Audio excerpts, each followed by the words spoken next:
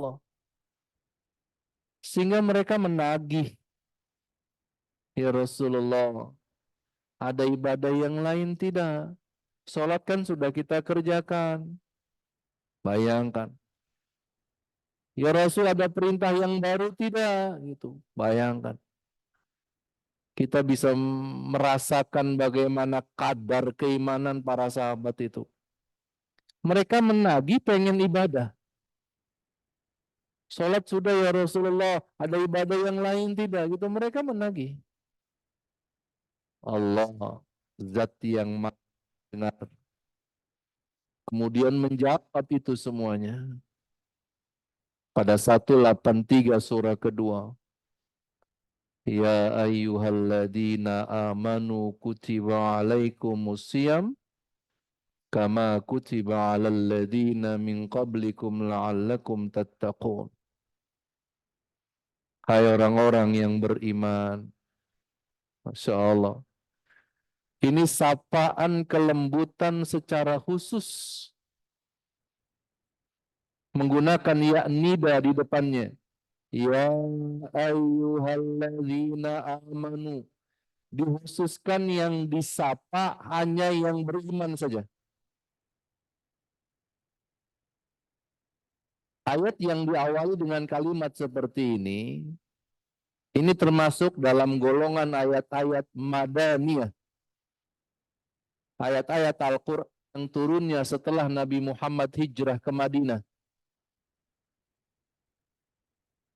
Ketika Nabi Muhammad belum hijrah, biasanya ayatnya bersifat umum. Ya ayyuhan nas, wahai manusia, itu umum.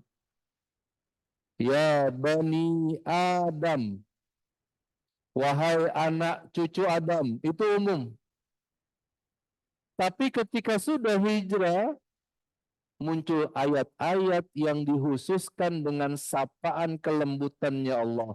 Ya ayyuhalladzina amanu. Bapak Ibu Saudara sekalian, jika kita membaca Al-Quran, berjumpa dengan ayat yang diawali kalimat ya ayyuhalladzina amanu, pada umumnya kalimat berikutnya itu berisi perintah atau larangan. Gitu.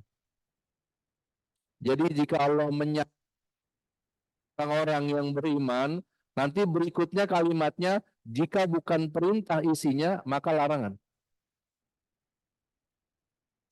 Di sini kita dapati kalimatnya perintah. Kutiba alaikumusiyam. Diwajibkan, diperintahkan kepada kalian untuk berpuasa. Kama kutiba alal ladzina min qablikum. Sebagaimana telah diwajibkan atas orang-orang sebelum kalian. La'allakum tattaqun. Agar kalian menjadi takwa. Masya Allah. Jadi yang dipanggil itu iman kita.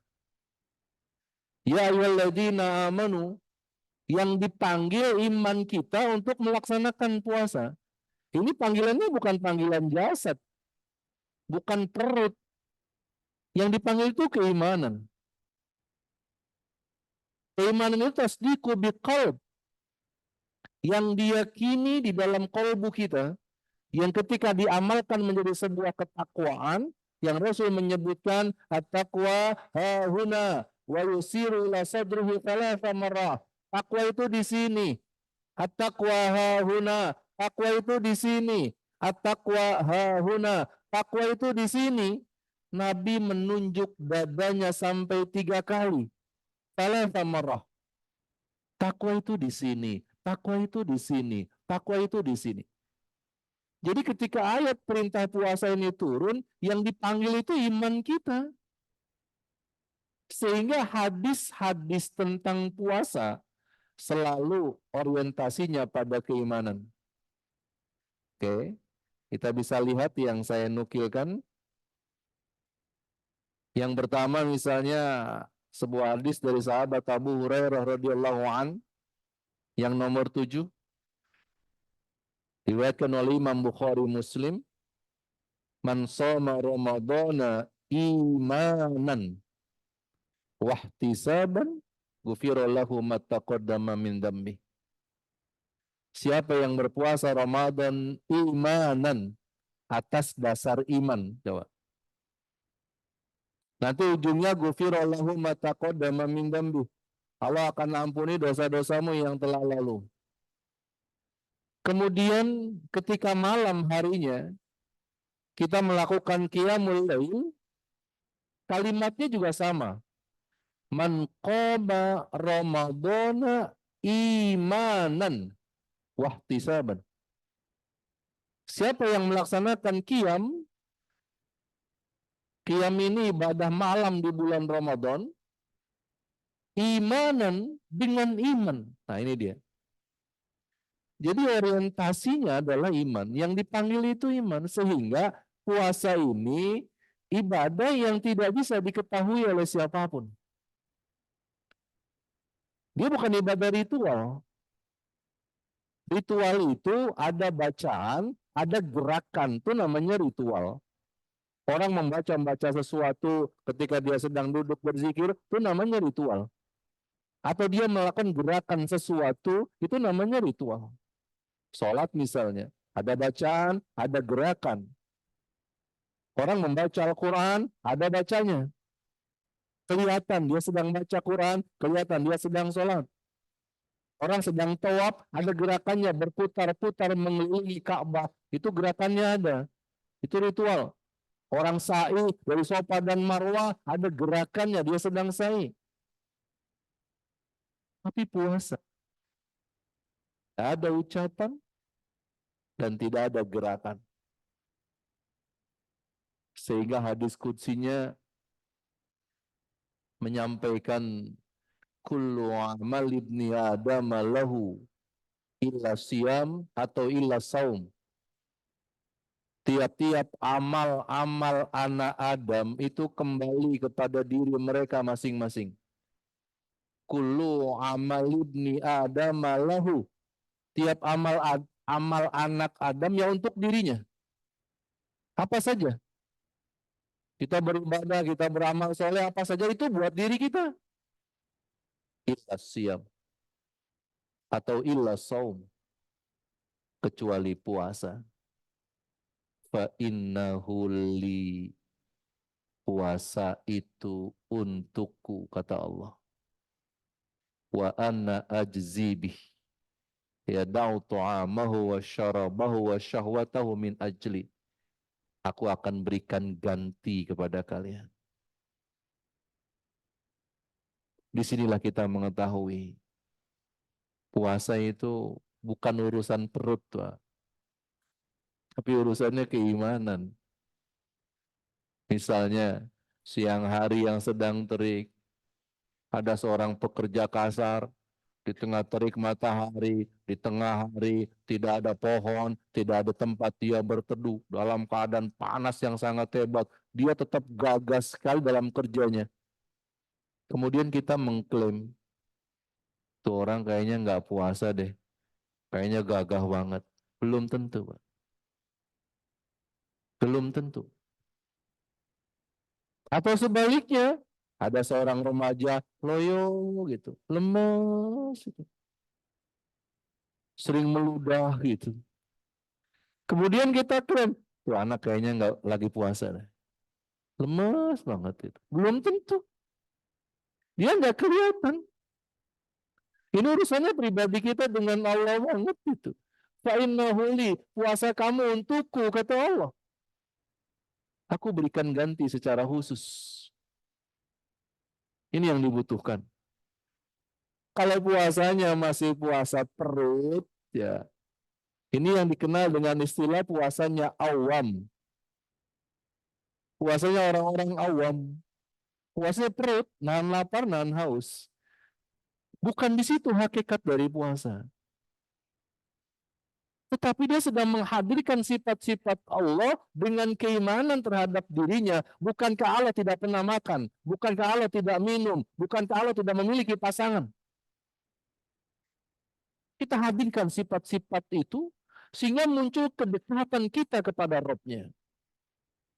Wa idza sa'alaka ibadi anni fa inni qaribun. Itu pada pasal keempat dari bab puasa di surah kedua tadi. Pasal keempatnya, wa idza sa'alaka ibadi anni fa inni qaribun. Fa inni qaribun, aku dekat kata Allah. Sudah. Beragama ini tujuan akhirnya itu taqarrub ilallah. Kita dekat dengan Allah. Itu tujuan dari beragama ini. Tujuan dari berislam itu dekat dengan Allah. Tujuan dari ibadah ini dekat dengan Allah. Itu tujuannya. Dan pasal keempat dari bab puasa berbunyi, wa idza sa'alaka ibadi anni fa inni qaribun. Sesungguhnya aku dekat kata Allah. Nah, inilah keimanan. Waktu kita di SD dulu, itu puasanya awam. Nahan lapar, nahan haus. Nah, itu puasanya awam. Dia harus ditingkatkan derajatnya. Menjadi puasa yang lebih khusus. Yaitu tidak hanya terkait dengan perut saja. Tapi semua anggotanya puasa. Matanya puasa, tangannya puasa, telinganya puasa, kakinya puasa. Dari hal-hal yang tidak diridhoi oleh Allah. Matanya puasa melihat sesuatu yang Allah tidak ridho. Telinganya puasa dari mendengar sesuatu yang Allah tidak suka. Tangannya berpuasa dari memegang, menyentuh, mengambil sesuatu yang Allah haramkan. Kakinya puasa dari melangkah ke tempat-tempat yang Allah tidak ridho. Mulutnya puasa bukan saja yang masuk, baik makanan ataupun minuman, tapi yang keluar dari mulut. Itu puasanya yang khos. Ini urusan keimanan. Sehingga kalimatnya fa inni qarib. Aku dekat kata Allah. Jadi puasa itu konteksnya adalah taqarrub. Kita mendekat. Jamaah sekalian, bagaimana sahabat tidak berbahagia ketika mereka memang menagih kepada Rasulullah. Ibadah apa lagi ya Rasul, ketika datang perintah ayatnya ibadah selama 1 bulan puasa. Masya Allah, kebayang bahagianya para sahabat itu. Mereka langsung memviralkan ketika itu di tengah komunitas masyarakat muslim Madinah. Berhamburan mereka menyampaikan kepada tetangga, kepada kerabat, kepada saudara untuk besok melaksanakan puasa. Masya Allah, bahagia sekali. Dan ternyata itu menjadi sunnah yang pertama ketika kedatangan Ramadan, yaitu hati yang bahagia. Itu sunnah. Jadi ada sunnah yang tidak ada qauliyahnya, tidak ada fi'liyahnya. Nggak ada bacaannya, nggak ada gerakannya, yaitu kebahagiaan. Bahagia ketika akan datang bulan suci Ramadan.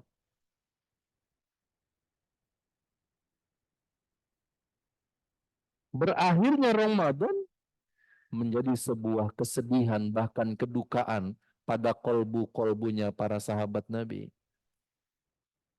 Menangis mereka. Begitu Ramadan datang, bahagianya luar biasa. Mereka isi malamnya, siangnya penuh dengan ibadah untuk Allah. Di 10 malam akhirnya beriktikaf mengikuti jejak Rasulullah Sallallahu Alaihi Wasallam.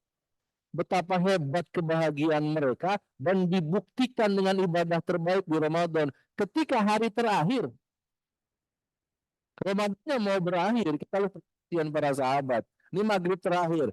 Sudah ada minuman di depannya, sudah ada kurma di depannya, sudah ada roti di depannya, ada kismis depan mereka. Ketika mereka hanya memandang itu semua. Para sahabat nggak mengambil airnya untuk diminum. Air matanya terus mengalir dengan nangisnya bukan karena sedih tapi berduka. Lalu juga dibatalkan tanya. Kemudian mereka mengatakan, kalau bukan karena Muhammad Rasulullah yang memerintahkan untuk menyegerakan berbuka puasa di awal waktu, kami tidak akan membatalkan puasa di hari terakhir kami, kata sahabat. Kebayang tuh kadar imannya seperti apa. Kalau dia minum airnya, batal puasa di Ramadan terakhir, putus tali Ramadannya, kemudian berangkat Ramadan ini, dan datang tahun yang akan datang. Kami tidak siap ditinggalkan Ramadan, kata sahabat. Kami tidak siap berpisah dengan Ramadan. Kalau bukan karena Rasulullah yang memerintahkan untuk menyegerakan berbuka, kami tidak akan batalkan puasa di hari terakhir kami. Nangis mereka. Itu karena keimanan. Imanan wahtisaban tadi. Ini 24 karat ini kadar keimanannya para sahabat. Insya Allah. Berbeda terbalik dengan kondisi kita. Kalau kita hari terakhir, ada yang nangis hari terakhir. Ada ya? Insya Allah. Kita lihat yang membahagiakan. Hadisnya yang nomor 1. Idza jaa Ramadhanu futihat abwabul jannah wa ghulliqat abwabun nar wa suffidatis syayatin. Apabila Ramadan tiba, pintu-pintu surga dibuka, pintu-pintu neraka ditutup, dan setan-setan dibelenggu. Hadis riwayat Bukhari Muslim dari sahabat Abu Hurairah. Yang nomor 2, telah datang kepada kalian Ramadan. Syahrun mubarakun, bulan yang diberkahi. Allah wajibkan atas kalian puasa padanya. Pintu-pintu surga dibuka, pintu-pintu neraka ditutup, setan-setan dibelenggu, dan di dalamnya ada sebuah malam yang lebih baik dari 1000 bulan. Hadis riwayat Imam Ahmad, dan hadis ini sahih menurut Syekh Arnaud. Insyaallah. Pintu surga dibuka, pintu neraka ditutup, setan dibelenggu. Itu bulan yang mubarakun, bulan yang penuh keberkahan, kata Allah. Di dalamnya ada satu malam yang lebih baik dari 1000 bulan. 1000 bulan sama dengan 83 tahun. Satu malam lebih baik dari ibadah selama 1000 bulan. Padahal cuma satu malam. Adanya cuma di Ramadan. Di 10 malam akhir yang ganjil. Sehingga Rasul beritikaf, ngajak istrinya beritikaf, ngajak sahabatnya beritikaf, 10 malam akhir meninggalkan rumah-rumah mereka untuk menjemput yang dijanjikan, yaitu Lailatul Qadar. Insyaallah. Satu malam lebih baik dari 1000 bulan. Katakan 100 tahun deh. Jika ibadah kita malam itu diterima Allah, sama dengan kita beribadah 100 tahun. Satu malam. Ini yang tidak diberikan kepada umat-umat sebelumnya. Umat-umat Nabi sebelumnya nggak mendapatkan ini. Ini dikhususkan untuk umatnya Nabi Muhammad Sallallahu Alaihi Wasallam. Bagaimana para sahabat tidak bahagia coba? Iman itu, Bapak Ibu sekalian, anak-anak muda itu, iman itu ketika hati kita terbuai dengan janji Allah dan Rasul. Beragama, ibadah, apapun itu semuanya dijanjikan sesuatu oleh Allah dan Rasul. Kalau kita pamrih, memang Allah menawarkan pamrih, tapi pamrihnya hanya kepada Allah. Tidak pamrih kepada yang lainnya. Puasa tadi, man shoma ramadhana imanan wa ihtisaban ghufirallahu ma taqaddama min dzambi. Siapa yang puasa dengan iman wa ihtisaban, diampuni dosanya yang telah lalu. Itu janji. Man qoma ramadanan, siapa yang malamnya bangun menghidupkan ibadah pada malam Ramadan, sama ghufirallahu ma taqaddama min dzambi. Dijanjikan lagi, diampuni dosanya yang telah lalu. Janji. Siapa yang sholat berjamaah dapat 27 derajatnya, janji. Siapa yang berinfak satu, aku ganti 10 kali kata Allah. Aku ganti 700 kali kata Allah, janji. Mana yang tidak dijanjikan dalam ibadah? Pada malam Lailatul Qadar sama dengan lebih baik dari 1000 bulan, janji. So. Dan itu masuk ke dalam hati-hatinya para sahabat. Terbuai dia dengan janji-janji tersebut. Misalnya, kita baca hadis yang nomor 3. Inna fil jannati baban yuqalu lahu ar-rayyanu. Dari Sa'ad bin Sa'ad radhiyallahu an, dari Nabi Shallallahu alaihi wasallam, beliau bersabda, sesungguhnya di surga ada suatu pintu yang disebut Ar-Rayyan. Orang-orang yang berpuasa akan masuk melalui pintu tersebut pada hari kiamat. Janji nih. Pintu surga dibuka, pintu neraka ditutup, setan dibelenggu, ada malam kemuliaan, ini malam bulan keberkahan yang Allah janjikan. Dan dari 8 pintu surga itu, ada satu pintu yang bernama Babur Royan. Pintu Ar-Royan. Nanti di padang mahsyar disampaikan aina saimun. Mana orang-orang yang puasa, mana berdiri yang puasa berdiri. Masya Allah. Sudah diberikan tanda. Sudah diberikan ciri oleh Allah. Orang-orang yang ibadah puasanya diterima Allah.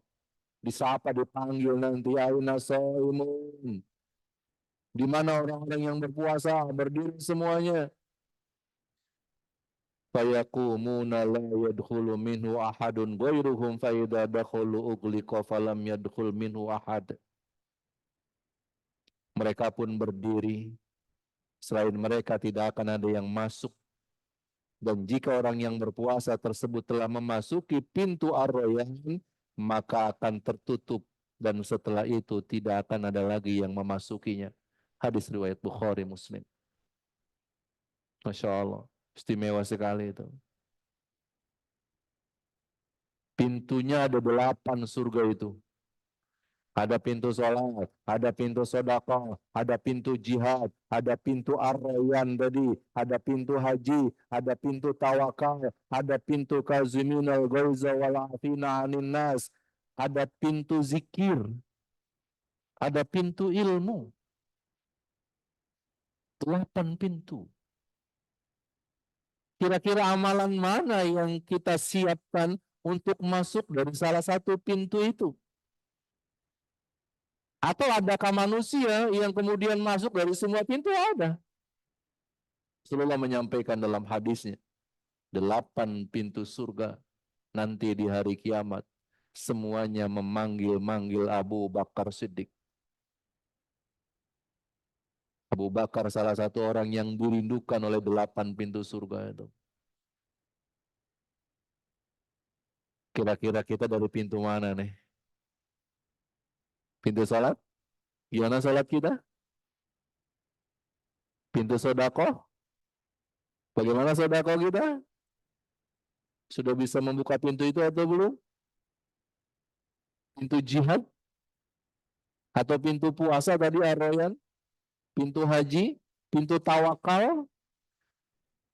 Pintu wal kaziminal ghaiza? Itu pintu orang yang mampu menahan amarah dan pandai memaafkan kesalahan orang lain. Ada pintu zikir atau pintu ilmu. Silakan. Atau bagi ibu-ibu, itu ada hadis Rasulullah SAW yang Masya Allah. Seorang wanita, seorang istri, satu, idza sholat khamsaha, dia sholat 5 waktu. Yang kedua, wa shamat syahraha, dia puasa pada bulan Ramadan. Yang ketiga, wa hafazat farjaha, dia menjaga kehormatannya. Yang keempat, wa ta'at zaujaha, dia taat kepada suaminya. Silahkan masuk surga dari pintu mana yang dia inginkan. Masya Allah. Adanya di ibu-ibu itu. Bapak-bapak nggak dapat itu. Seorang istri, sholat 5 waktu, puasa Ramadan, menjaga kehormatan, taat kepada suami, silahkan masuk surga dari pintu mana yang dia inginkan, ya Allah. Rasanya kita yang laki-laki nih, dengan hadis itu. Begitu hebat Islam mengangkat derajat wanita. Sebelumnya ketika masa jahiliyah ada yang lahir anak wanita dikubur hidup-hidup ketika itu. Tapi ketika Islam datang nggak kira-kira diangkat setinggi-tingginya derajat martabat wanita. Sampai masuk surga pun disuruh pilih pintu mana yang dia suka. Masya Allah. Syaratnya 4. Salat 5 waktu. Sudah yuk? Sudah. Puasa Ramadan. Sudah. Menjaga kehormatan. Sudah. 4. Taat kepada suami.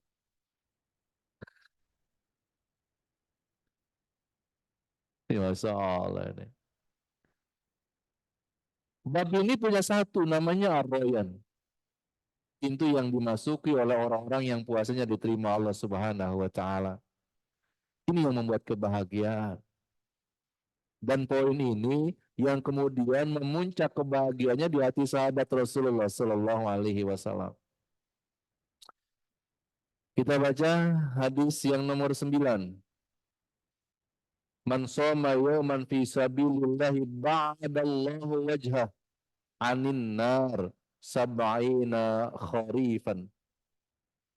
Jadi Abu Sa'id radhiyallahu an Rasulullah sallallahu alaihi wasallam bersabda, siapa melakukan puasa 1 hari di jalan Allah, dia lakukan ikhlas karena Allah, maka Allah akan menjauhkan wajahnya dari neraka sab'ina kharifan, sejauh 70 tahun perjalanan. Masya Allah. Hadis sahih riwayat Imam Bukhari dari sahabat Abu Sa'id Al-Khudri radhiyallahu an. Puasa 1 hari karena Allah, di jalan Allah, sebab yang 1 hari itu, maka Allah menjauhkan wajahnya dari neraka sejauh 70 tahun perjalanan. Berapa jauh 70 tahun perjalanan?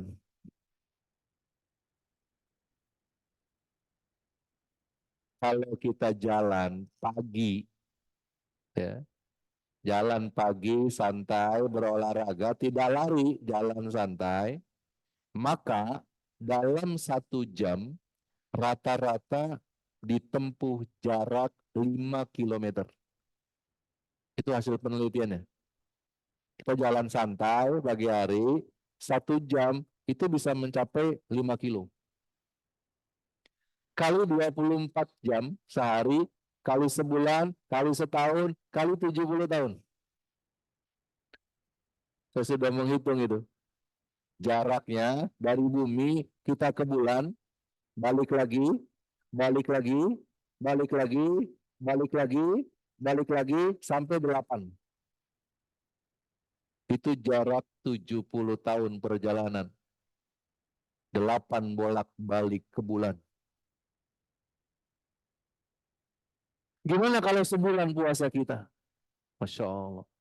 Sehingga hadisnya pintu-pintu surga dibuka, pintu-pintu neraka ditutup. Hadisnya begitu. Jika Ramadan datang, ditutup pintu surga dibuka, pintu neraka ditutup. Ini Masya Allah. Puasa kita menyebabkan kita dijauhkan dari api neraka. Ini yang bikin bahagia para sahabat. Janji-janji ini yang membuai hati kita mestinya. Orang-orang beriman mesti terbuai dengan janji. Kalau bukan karena janji Allah, nggak mungkin sahabat rela meninggalkan tanah kelahirannya di Mekah untuk hijrah ke Madinah. Nggak mungkin. Rumahnya ditinggal, tanahnya ditinggal, ternaknya ditinggal, ladangnya ditinggal, tokonya ditinggal, warungnya ditinggal, saudaranya ditinggal. Nggak mungkin. Nggak mungkin bisa meninggalkan itu. Kalau bukan karena ada janji Allah di hati mereka. Ini beragama. Ini orang-orang beriman. Hatinya terbuai dengan apa yang dijanjikan Allah. Berita tentang taman surga kalau kita meninggal di alam kubur itu janji. Nanti setelah kiamat ada surga yang hakiki, itu janji. Kalau kita nggak terbuai dengan janji Allah dan Rasul, mau janji siapa lagi yang kita percaya? Dan Ramadan ingin mendekatkan kita ke pintu surga dan menjauhkan sejauh-jauhnya dari pintu neraka. Bayangkan, satu hari saja dijauhkan wajah kita dari neraka sejauh 70 tahun perjalanan. Insya Allah. Yang luar biasa. Bapak Ibu sekalian. Kemudian yang berikutnya, yang nomor 10 dari Abdullah bin Amr radhiyallahu an. Rasulullah sallallahu alaihi wasallam bersabda, "As-siyamu wal Qur'anu yasfa'ani lil 'abdi yaumil qiyamah." Puasa dan Al-Qur'an akan memberikan syafaat kepada seorang hamba pada hari kiamat kelak. Yaqulus siyam. Puasanya berkata, "Ay Rabbi, wahai Tuhanku, aku telah menahannya dari makan, dari minum, dari syahwat. Karenanya, izinkan aku," kata puasa, "untuk memberikan syafaat kepadanya." Kemudian Al-Quran berkata, aku telah melarangnya tidur pada malam hari. Karenanya, izinkan aku memberikan syafaat keduanya. Rasul bersabda, maka syafaat keduanya diperkenankan oleh Allah. Hadis riwayat Ahmad dan hadis ini sahih. Datang puasa di padang mahsyar. Datang Al-Quran nanti di padang mahsyar. Iqra'ul Quran fa innahu ya'ti yaumal qiyamah syafi'an li ashabi. Baca Quran kata Rasulullah, nanti di hari kiamat dia akan datang memberikan syafaat kepada para pembacanya. Datang puasa di padang mahsyar. Datang Al-Quran di padang mahsyar, mencari-cari kita yang ketika hidup mencintai dia, kita cinta puasa, kita cinta baca Quran, datang dia. Kemudian dia minta kepada Allah, izinkan aku memberikan syafaat kepadanya, kata puasa. Izinkan aku memberikan syafaat kepadanya, kata Al-Quran. Insyaallah. Ini yang kita rindukan. Aset terbesar kita ya amal soleh kita. Ibadah kita akan mengepung kita nanti di padang mahsyar. Puasa mencari-cari kita. Al-Quran mencari-cari kita. Jika di dunianya kita sangat mencintai ibadah-ibadah itu. Ini yang hadir dalam hatinya para sahabat Nabi.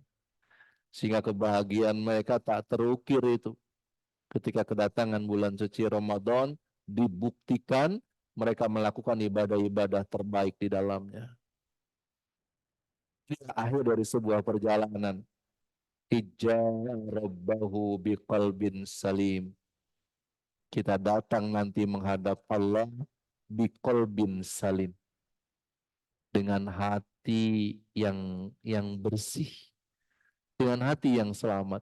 Itulah Ramadan.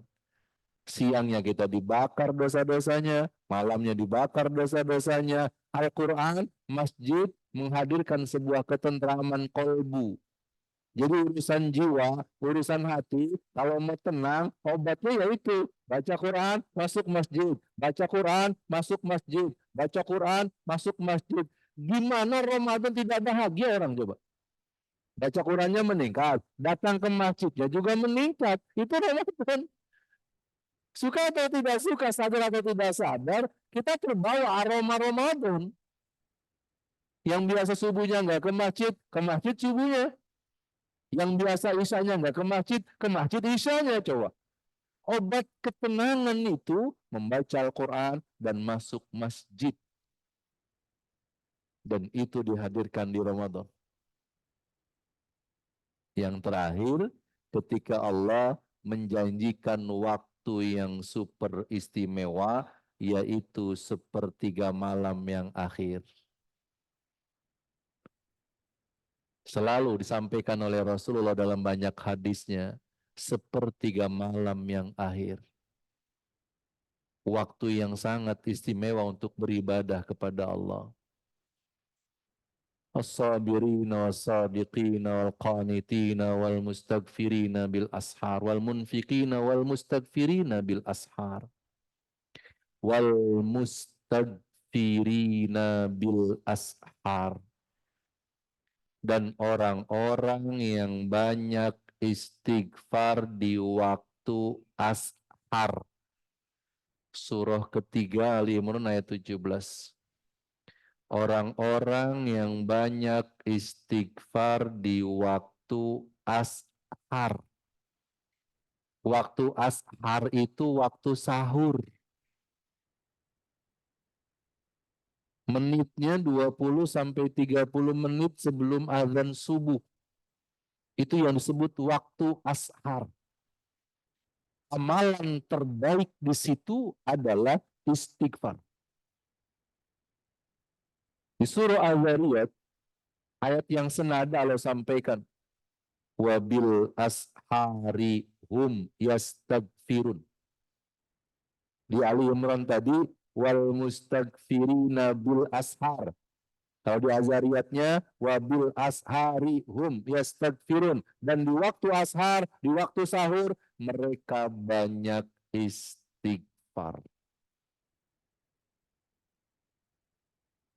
Apapun kepengenannya.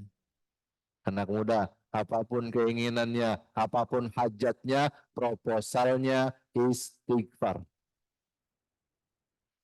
Ambil di waktu yang super, yaitu waktu ashar. Dan lihat Ramadan. Semua dibangunkan di waktu ashar ketika Ramadan. Luar biasa. Ini Bapak Ibu sekalian. Jadi kalimat sahur ashar isinya adalah istighfar. Apapun keinginannya, apapun hajatnya, permintaannya adalah ampunan kepada Allah Subhanahu wa taala. Mudah-mudahan Ramadan tahun ini menjadi Ramadan yang terindah buat kita semuanya. Allah ampuni semua dosa-dosa kita. Allah maafkan semua kesalahan dan kealfaan kita. Allah berikan ketenangan pada jiwa-jiwa kita. Pada akhirnya kita akan mendapatkan syafaan yang juga dikhususkan. Ya ayyatuhan nafsul mutmainnah, irji'i ila rabbiki radiyatan mardiyah, fadkhuli fi ibadi wadkhuli jannati. Amin ya Allah ya rabbal alamin ya mujibas sa'ilin. Subhanakallahumma wa bihamdika asyhadu an la ilaha illa anta astaghfiruka wa atubu ilaika. Nasrun minallah wa fathun qarib wa basyiril mu'minin. Assalamualaikum warahmatullahi wabarakatuh.